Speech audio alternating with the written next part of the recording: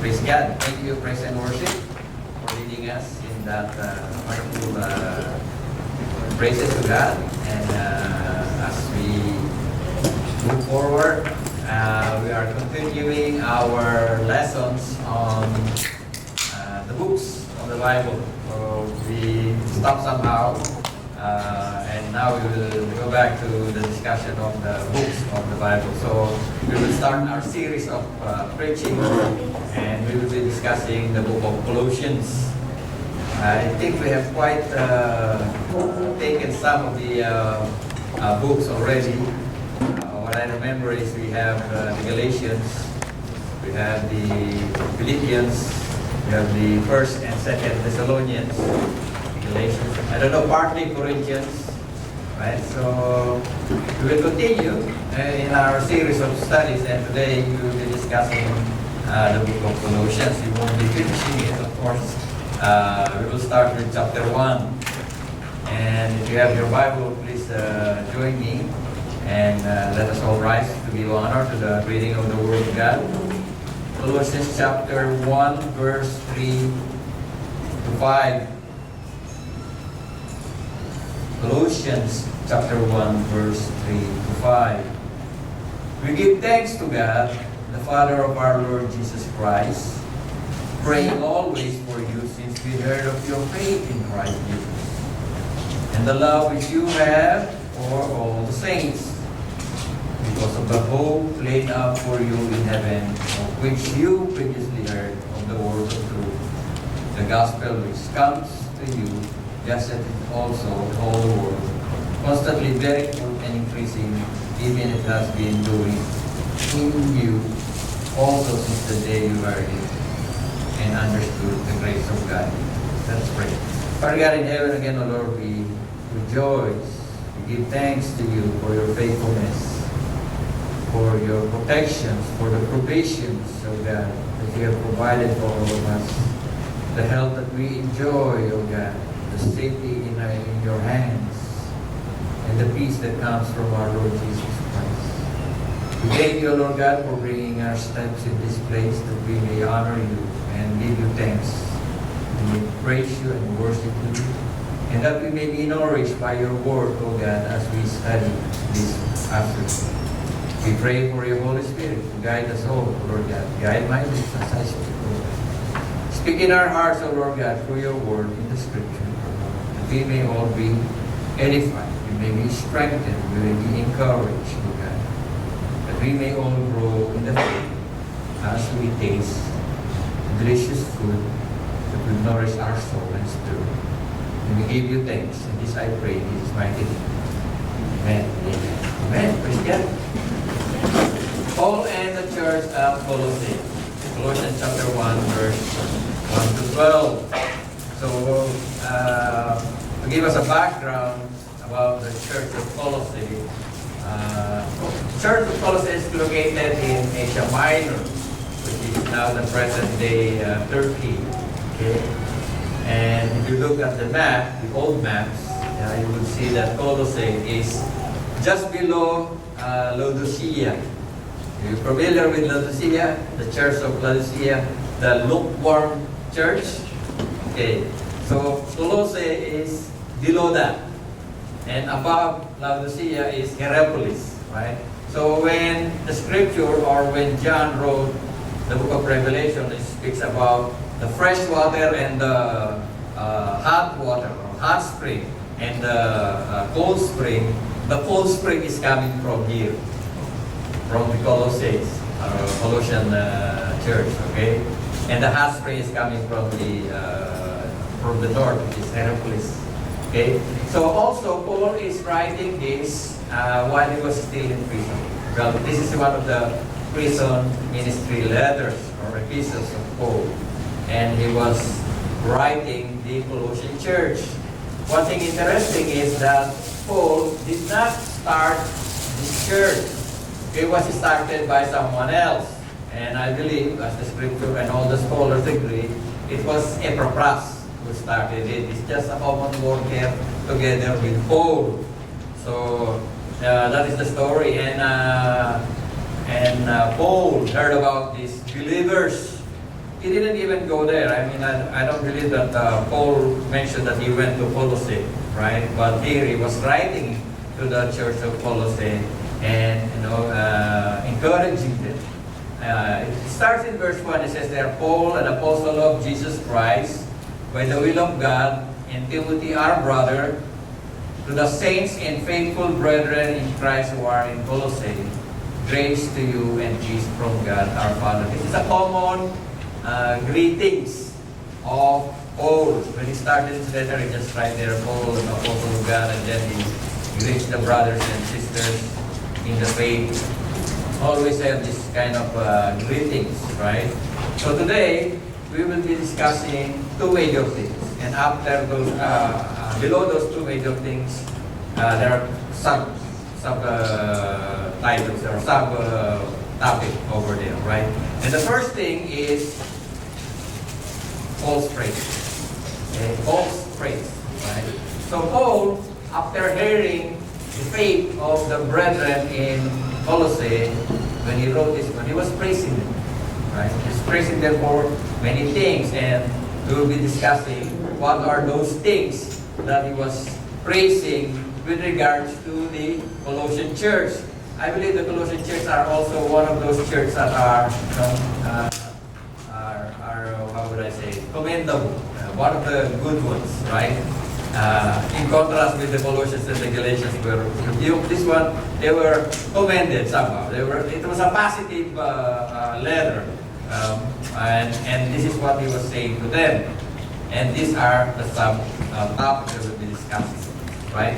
In verse 3, it says there, we give thanks to God, the Father of our Lord Jesus Christ, praying always for you, since we heard of your faith in Christ Jesus.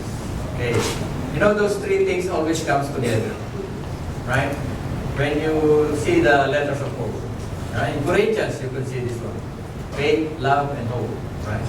And the greatest of these is love. Right? So here you see this again, these three. Faith, love, and hope.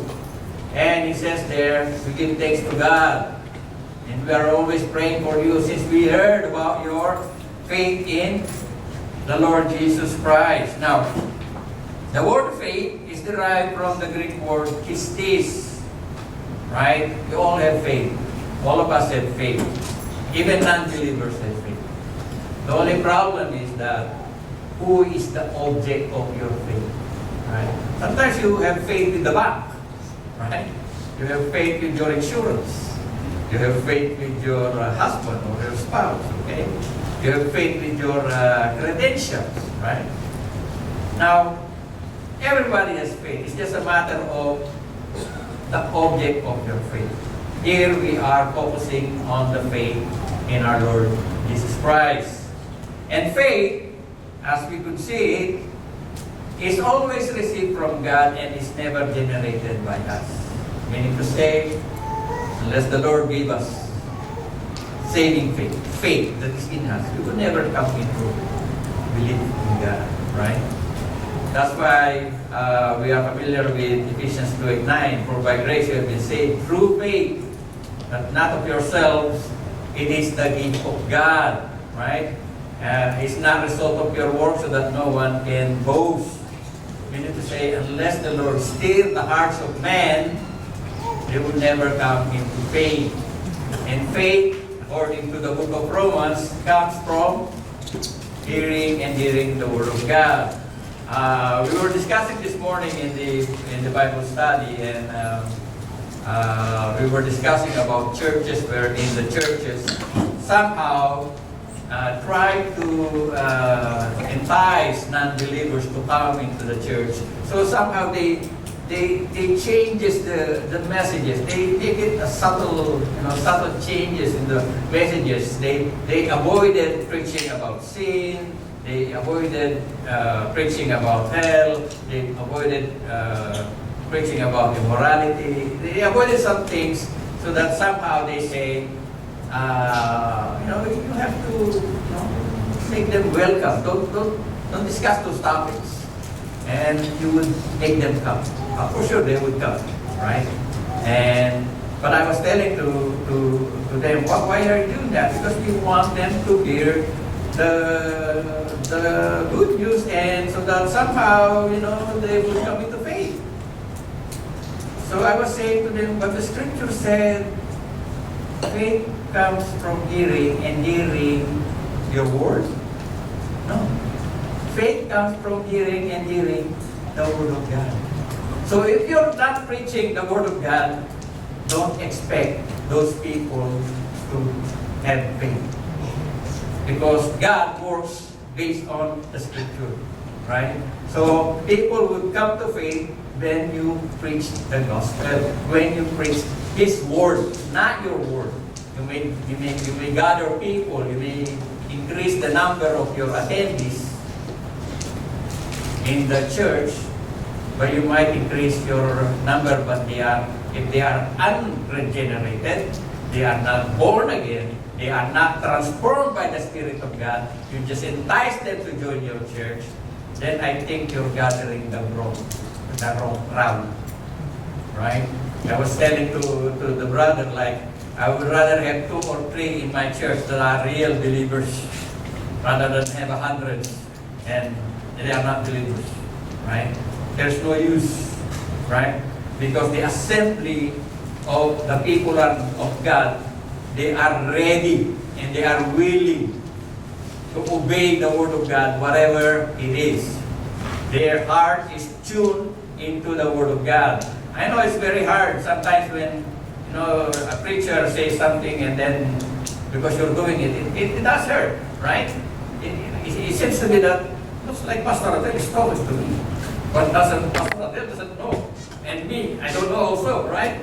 But sometimes the Spirit convicts you because of the preaching of the word.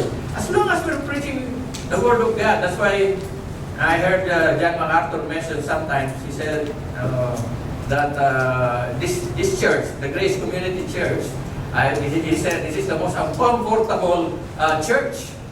Why? Because we preach the word, and the word of God is not comfortable.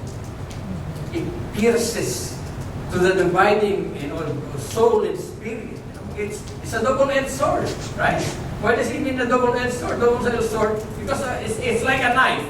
A doctor can use a knife to heal you or to operate you and remove something that is like a tumor or a cancer. You use the knife, remove it, right?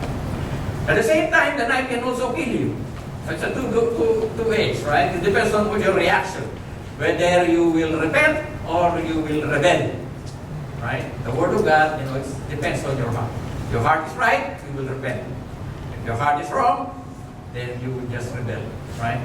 So here it says that this faith or pistis in Greek is always received from God and is not generated by God, generated by us. It is the gift of God. And God has allotted us each a measure of faith based on Romans 12:3. Now, when we hear the word of faith, right? I was looking into it. How many times is the word faith found in the Old Testament? I was just curious.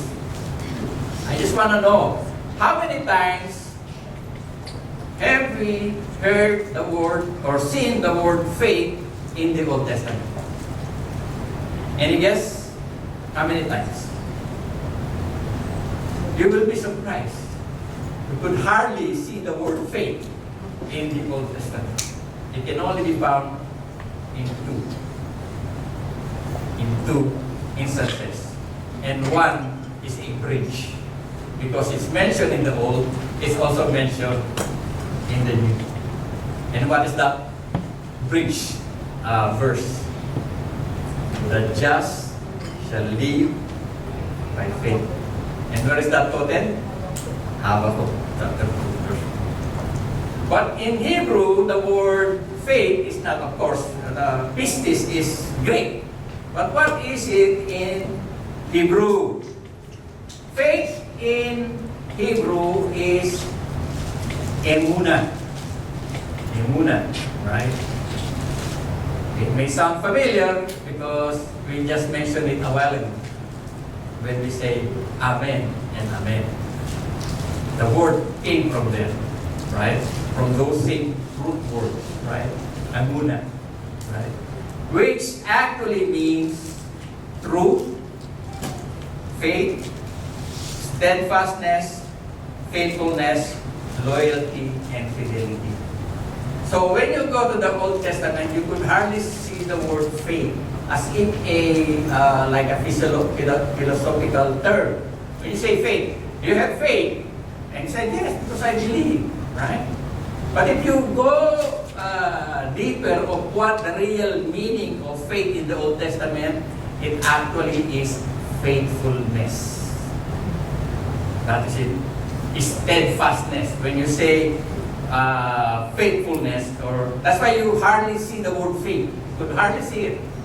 Even in Hebrew, in Habakkuk 2:4, the original word actually there is faithfulness, not faith alone, right?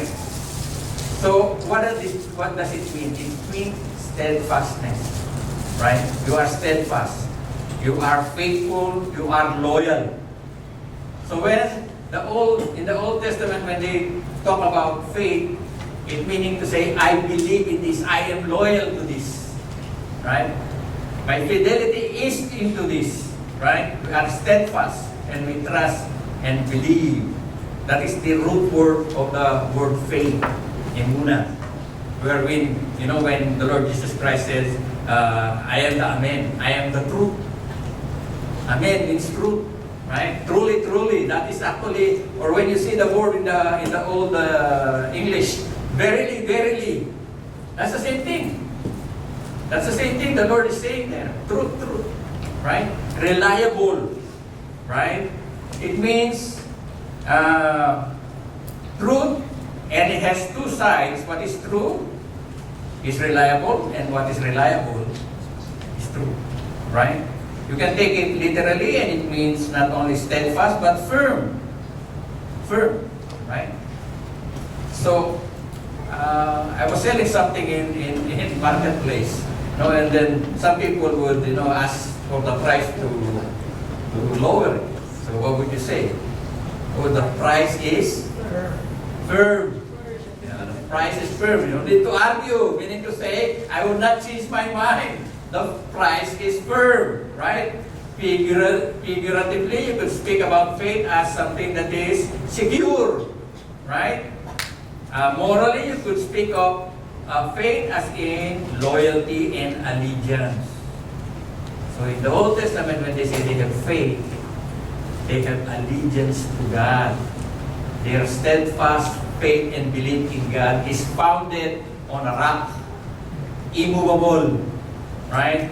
So when you speak of faith, when Apostle Paul talks to the Colossian church and he says there, since we heard of your faith in Christ Jesus, he was actually saying, since we heard that your fidelity, your loyalty, your allegiance is in Christ Jesus. It's not only something that we think, it is something that we believe from our heart, that our faith is based on something immovable, unchanging, strong foundation, like a rock, as Jesus Christ has mentioned, right? There is integrity and there is reliability.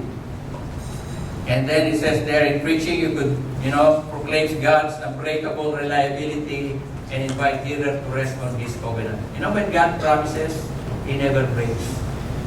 That's why we trust God. We believe in God because He mentioned, is there anything that I have promised that I have broken? No. God has made covenant with many people. Right? With Adam, with Abraham, with David, with Noah, all those covenants were broken, right? But God's part of the covenant, He always fulfill it. God never changed. His character is unchangeable, and we have discussed that before, the immutability of God, right? One of the preaching that we had. God does not change. That's why we can trust God. God does not change His mind when He says, oh, I am disappointed with Brother Willie. You're not saved anymore. Go. I don't like you anymore. Right? Because God is the one who decides. Right? In His sovereignty, He has chosen you and me to know Him in a personal way unless He reveals Himself to you. That's why the Lord Jesus Christ, unless the Father brings, unless He brings. That's why we're not the one bringing the souls to His church. The Lord is the one bringing His people to the church. So, our duty is to preach His Word. And the Lord, knowing that the Word is being preached in this place, would bring His people to the church.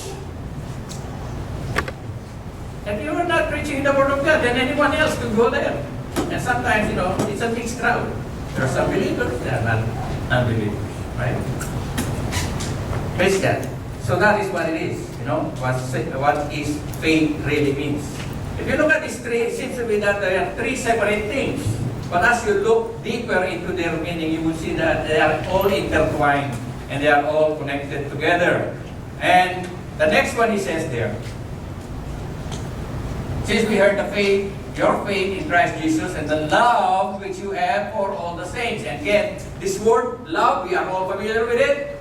It's not the phileo love. It's not the erotic love. It's not the storge love. This is the agape love, right? Which is the affection, benevolence, right? A love for God, or the unconditional love of God. Again, is this love, agape, came through from our own effort?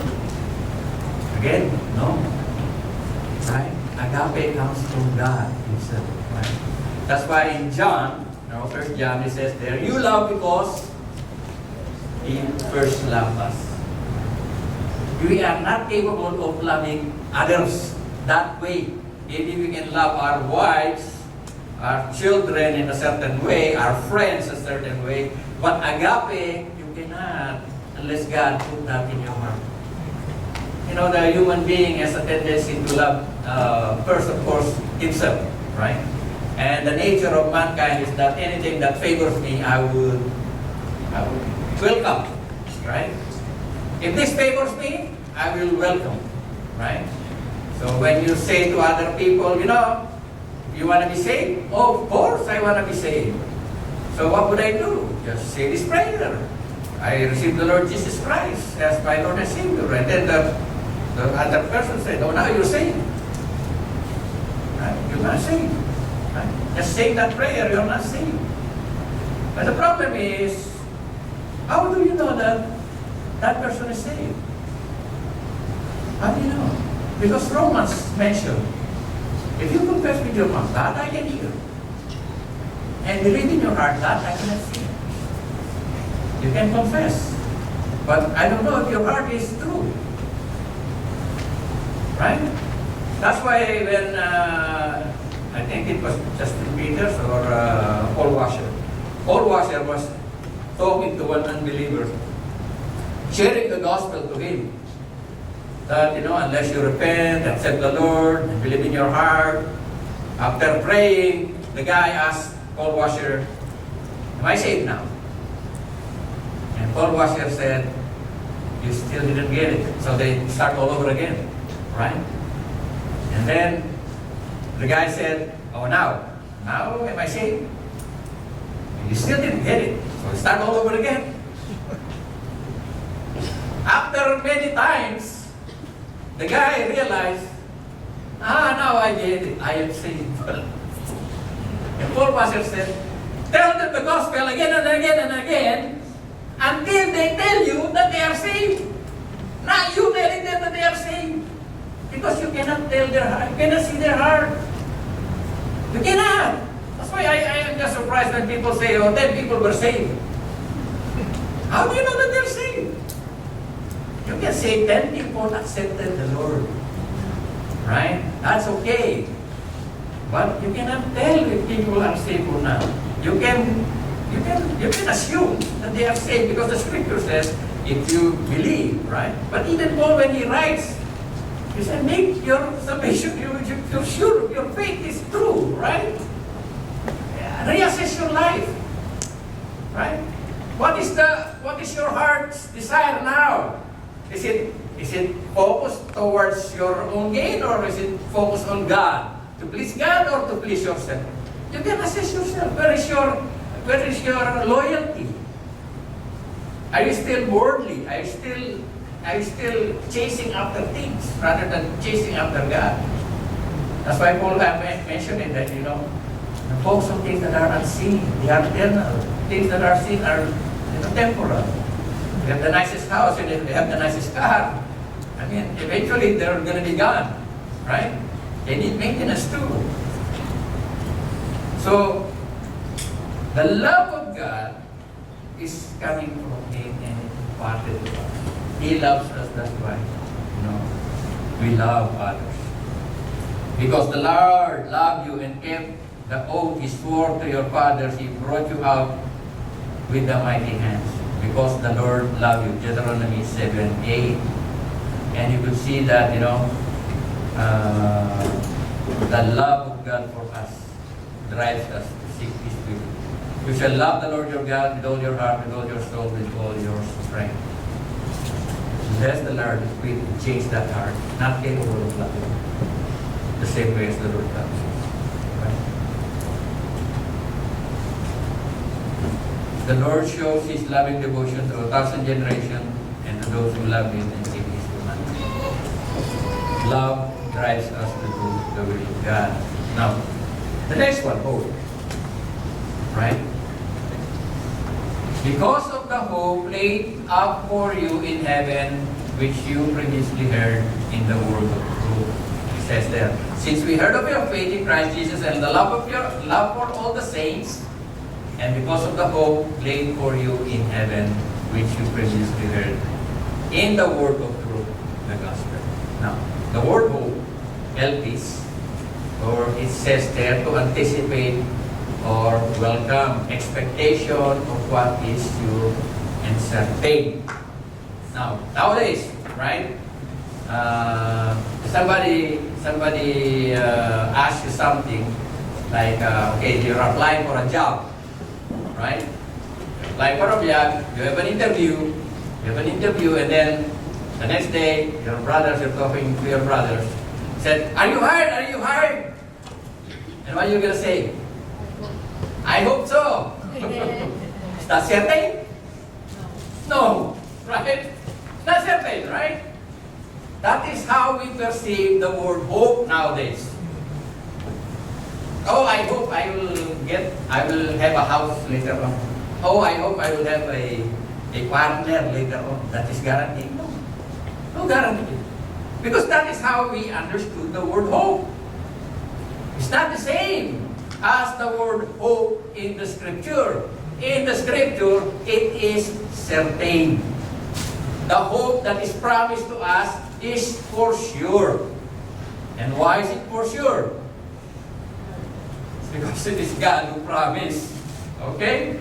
So, now, what you anticipate is something that's gonna happen. Hope in Scripture is not wishful thinking but confident. Right? The expectation that God will fulfill every promise He has made through Christ Jesus Christ, to the Lord Jesus Christ, through our Lord Jesus Christ. It rests on the character of God. Right? So when the Lord promised something to you and me, He will do it. So when the Lord says, don't worry, don't worry.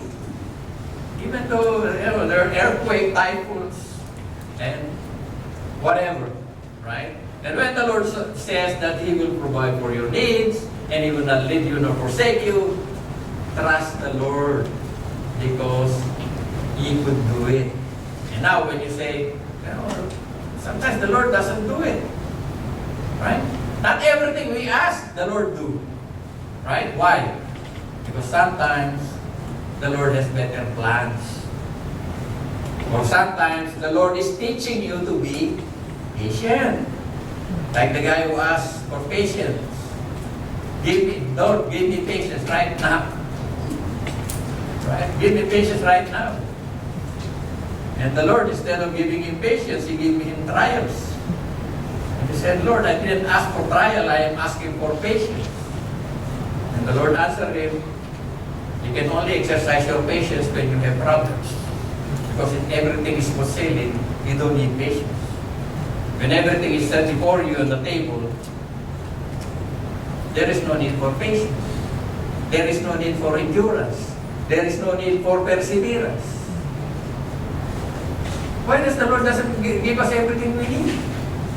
Because God wants us to be transformed. Wants us to be changed in the image of His Son. To be like Him. Right? And some people, they are only interested in going to heaven. They forgot their mandate of God. It's not only for you to go to heaven.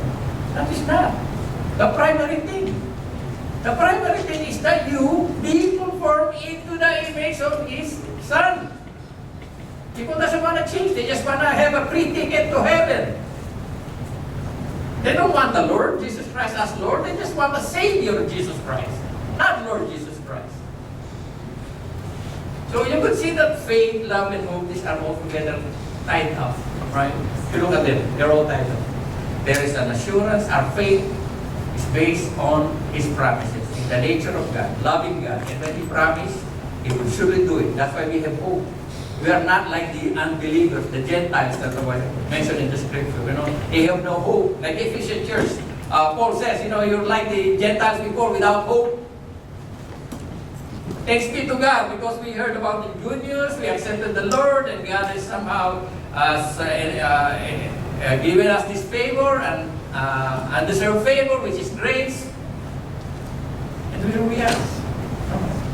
We give thanks to God. That's why Paul says here, we give thanks to God. Because God is somehow has visited you. And we are all here instead of going somewhere else. And we praise God for that. So this is the prayer of Paul to the Colossian church. We give thanks to the Lord. He praises these people because of their faith and love and hope because of one person. Epaphras. Right? So don't wait for your pastor only. Okay? You could start a ministry. If you know a small group, start a small group. Right? You don't need to wait for Pastor Adele or Brother Willie or the elders to start a ministry. Each one is actually mandated by God to reach out. And then, like Paul, reinforce it. Right? What Epaphras had started. And he mentioned that in verse 7. Just as you learn it from Epaphras, our beloved fellow bondservant, who is faithful servant of Christ on our behalf, and he also informed us of your love in the Spirit. Amen. So that love, agape, is driven by God Himself. Spirit-driven love. Pure, undefiled love of God. So that is the phrase that the Colossian church then got it. And now we go to the next part. Still have time. So Paul's prayer, verse 9. Follow me. For this reason, because they are already saved, they have faith, they have love, they have hope. They're new believers and growing in the faith. It says, for this reason, since the day we heard of it, we have not ceased to pray for you and ask that you may be filled with the knowledge of His will in all spiritual wisdom and understanding. What is this prayer? Well, there are many points in it. First thing is that you may be filled with the knowledge of His will and in all spiritual wisdom and understanding. Meaning to say, when you become a believer, a new believer, you don't stop there. Right? You accepted the Lord, you are saved, you don't stop there. And sometimes I just feel hurt when I share something to believers and the believers, response to me is that, does it affect my salvation? Huh? What is it? Does it affect my salvation? I believe it, so I don't believe that. I said, are you only interested in your salvation? Then stop going to church. If you are saved, don't stop reading your Bible. Stop praying. Stop fellowshipping. Stop everything since you are saved already. I I mean, what kind of question is that? Does it affect my salvation? Are you only interested in your salvation? And when you have that ticket, I can do whatever I want? Is that it? No. If you are truly saved, you would love the Word of God. You would love the Word of God. You would love the fellowship of believers, not non-believers. Your direction will change. That's why he says that unless you repent, you will all likewise perish. Right? Repent. What is repent? Turn around. Turn around. If you still enjoy the company of non-believers, you still love the company of those people who go here and go there, you join them, and sometimes you get bored in the church, you don't enjoy reading your Bible, you don't enjoy reading, praying, fellowshipping, you enjoy something else. There's a big question. Sometimes you are in the church, but it's like there is an iron there's an iron in the seat. Can't wait. Brother Will is speaking to no. I mean, do you enjoy or you're bored? That's the thing, right? Here it says there that you may be filled with the knowledge of His will in all spiritual wisdom and understanding. When Paul is writing here, there is no New Testament complete. We are blessed because we already have the complete book. We can see, we can study. Right? That's why we were given the Bible. Sometimes we have 10 Bible. Full of those. 10. 5. You have one and then, when you have one and then you just try to, open it. The pages are still sticking to each other. Right? And then one pastor said, "Can I see your Bible?" And show the Bible. Show the Bible to me. If your Bible is in good condition, most likely you are not.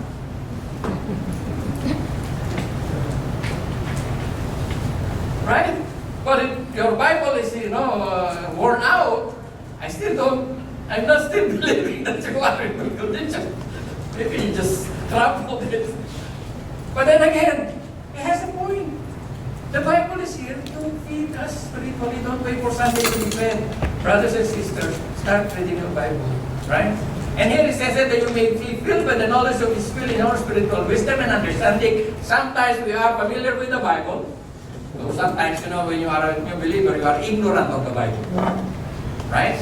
And then you start reading it. You are getting familiar with the Bible, but you still don't understand it. Still don't understand it, and most of the time, misunderstand it. That's why Paul is saying here, not only to read, not only to be familiar with it, but to understand it. Understand it? I just asked one brother this morning, in the Bible study, I was asking him, this is what I asked him, brother. When the Lord says to the Pharisees, you will not see a sign. You ask him for a sign, but you will not see a sign except the sign of Jonah. Jonah is 3 days and 3 nights in the belly of the fish, so is the Son of Man to be in the middle of the earth or in the grave. And I asked him, so what is the sign of Jonah? 90% or maybe 99%. The answer is resurrection. Resurrection. That's the answer. Read it carefully. Read it carefully and you will say, Jesus is saying, there is one greater than Solomon who is here, and there is one greater than Jonah is here. And if you look at the other cross-reference, look, Jesus mentioned it. Jonah is the sign to the Ninevites. So if Jonah is the sign to the Ninevites, what is the sign of Jonah? The sign of Jonah is that Jonah was sent by God to bring judgment to the Ninevites. And that is what you would see now, me bringing judgment to you. So I say, you are familiar with it, you have read it, but you misunderstood it. Because it's a shallow reading. I always say this, shallow reading will not result in deep understanding. We have to spend time. Spend time. Hours. Right? I wish I could study more. I'm not even studying, you think I'm studying that hard. No, I'm not even studying that hard. But once you see the scripture come alive, I mean, it will draw you, not only to learn the Word of God, but when you learn the Word of God, you apply the Word of God, then it is effective. Because most of the time, we misunderstood the Bible, we are applying the wrong way, and then we expect the result. Like, and my God will supply all my needs according to His riches and glory. Oh, the Lord will supply all my needs. But if you look at the context in that passage, it's about the Macedonian church. They don't have much, but they are still giving money. And if you don't apply that, when you say, you don't have much, start giving. And the Lord will supply your needs. Then, your understanding of the scripture is correct, applying that principle is correct, then the result will be correct. But you're not giving. And the Lord, you expect the Lord to provide for all your needs. You're not giving. Then you're not applying the exact meaning of the passage. And you're expecting something. And nothing is happening. And then you say the Word of God is not true. Because God said He will provide and He's not providing. Misunderstanding. Right? Some churches would probably say, application. I'm not against application, brothers and sisters. But if you misunderstood the passage, you will misapply the passage. You're applying something that is actually not endorsed by the Bible. You're applying because you understood it like this, but actually it was not like that at all. Right? They pluck your eye, cut your hand. Are you gonna pluck your eye and cut your hand? Matthew 18. Another misunderstood passage. He said there, because if you are watching pornography, remove your eye. If you are stealing something, cut your hand. Is that what it means? No.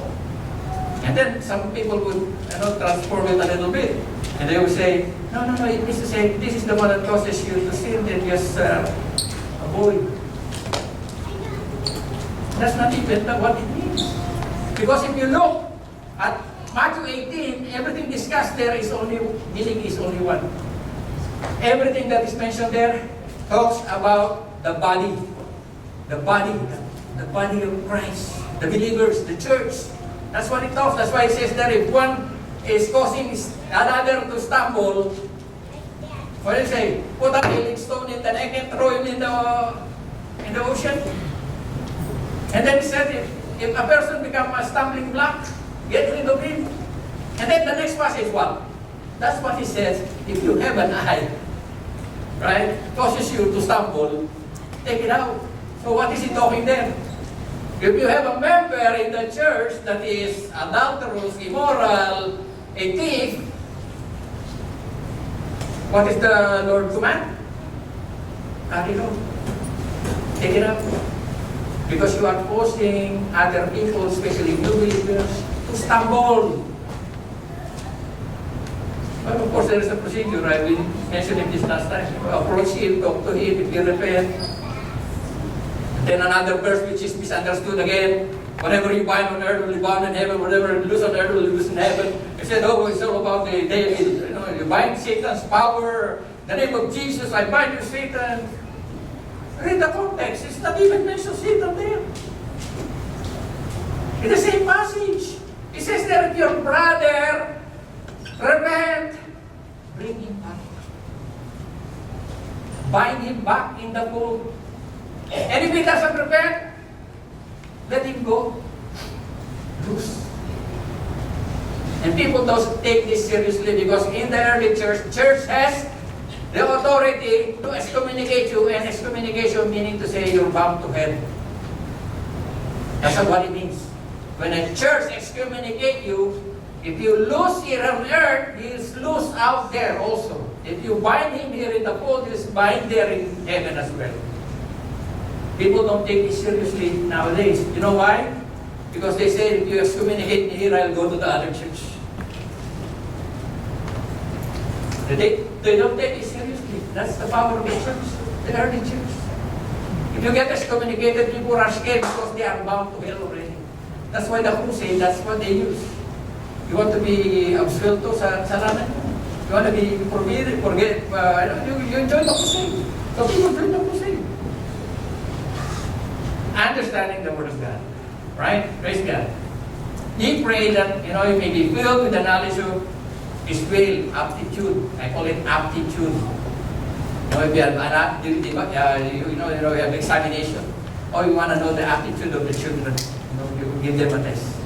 They know, they understand, right? Second, so that you will walk in a manner worthy of the Lord to please Him, to please Him in all respect. So that is, the Lord says there that we may walk in the manner. Not only that we know His Word, but we apply the Word of God in our life. Right? When I understood the passage of the unjust steward, when I understood that, it struck me very hard. Very, very hard. Because sometimes, before, when people say, you buy this stuff in here because there is no, what is that? Deductible. So you buy it from there is no deductible. Okay, I said, that's good. That's good, there's no deductible. If I buy there, there's no deductible. Yeah, that's good. But I realized eventually, later on, that they jack up the price. That the amount you should be paying, they already included the price. So, I feel bad when I realized the parable of the unjust steward, because what the Lord says there, do likewise. People mistaken it as an endorsement. I think 99% of people, of Christians, think it is an endorsement when Jesus says, that's why they couldn't explain it. How can I explain the parable of the unjust steward? Jesus is saying, do likewise. Do the same thing. I mean, Jesus is endorsing dishonesty. Oh, come on. I could have swallowed it. But look at all the commentary. That's the explanation. Again, misunderstand. What is Jesus is saying there? Do likewise and you join them together in where they will be going. And where they are going, it's just because Jesus didn't say where they are going. It's a conclusion that you have to take when you all see that all these people are wicked. They're all these honest. Where they are going. They're sons of this world, of this age. So we're going to heaven. They're going to heaven. Theologians, great theologians, think that they're going to heaven. That's why they're endorsing it. No! Jesus is saying, do the same and you'll end up the same place. Hell. That's why after that, Jesus said, if you cannot be honest or not entrusted, cannot be trusted with small things, I'm going to entrust you with big things. Talking about honesty. This example are not honest people, they're bad people. And then he was telling the disciples, do likewise. If you want to end up the same place. Again, misunderstanding. Misunderstanding. That's why my desire is, but really doesn't make sense. It doesn't make sense. Does it make sense? Jesus endorsing his honesty. That makes sense? That one doesn't really make sense.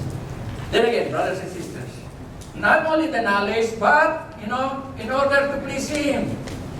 That's why I mentioned it last time. To know Him. To know Him. To be like Him. To be with Him. That's the main purpose and goal of life. To walk in a manner worthy of, to please Him in all respect, bearing fruits in every good works and increasing in the knowledge of God. So, when you do things according to the will of God, for sure, will bear fruits. There is no branch connected to the grapevine without bearing fruits. Maybe you have 10 fruits, 20 fruits, but you will have fruits. There is no such thing as connected to the vine without any fruits. All of us should have fruits. Praise God. Bearing fruits in every good work and increasing in the knowledge of God. That's why praise God, MCF, we are dedicated in expounding expounding the Word of God, studying the Word of God. And I praise God, our Bible study, we have a lot of brothers and sisters who are joining us. And we're learning a lot from them. Bearing fruits, and strengthen, bearing fruits in every good works, increasing in the knowledge of God. Strengthen with all power according to His glorious might, and attaining all steadfastness and patience. Ayun. Strengthen with all power. It's not by my power. Not by might or by power, but by the Spirit of the Lord.